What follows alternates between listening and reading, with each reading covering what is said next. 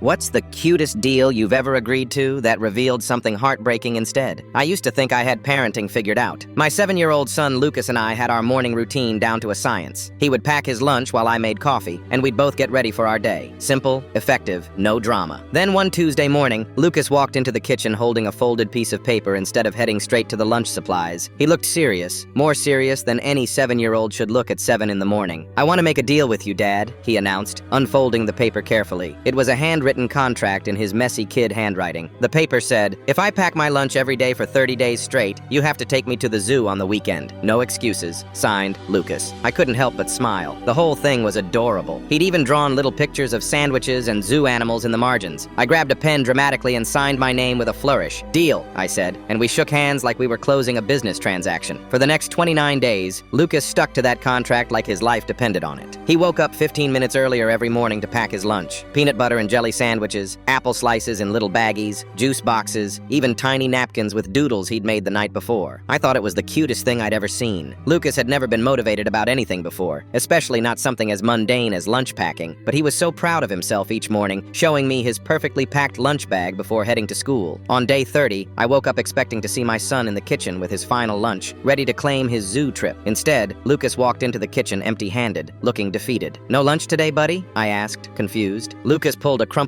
note from his backpack and handed it to me without saying anything. It was from his teacher, Mrs. Cooper. The note said, "Mr. Williams, please call the school when you get a chance. We're concerned about Lucas's eating habits and need to discuss something with you." My stomach dropped. I called the school immediately, and Mrs. Cooper explained something that made my chest feel tight. Lucas hadn't been eating any of the lunches he'd been packing so carefully for the past month, not a single one. Instead, he'd been giving them away to a classmate named Evan who came to school without lunch every day. When I picked Lucas up that afternoon, I asked him directly about it. He shrugged and looked down at his shoes. "Evan's stomach made really loud growling noises on the first day of school," Lucas said quietly. I asked him if he forgot his lunch money, and he said he doesn't have lunch money, so I gave him my sandwich. I felt my throat get tight. "But Lucas, you did that for a whole month. Weren't you hungry?" He shrugged again. "I ate the apple slices. And I thought if I made a deal with you about packing lunch, I could keep giving Evan food without you getting upset about me not eating." That's when it hit me. Lucas hadn't made a deal to earn a trip to the zoo. He'd made a deal so he could keep feeding his friend without getting in trouble. He'd been going hungry for weeks just to make sure another kid had something to eat. The next morning, I packed 2 lunches, one for Lucas and one for Evan. When I handed Lucas the extra bag, he looked up at me with the biggest smile I'd ever seen.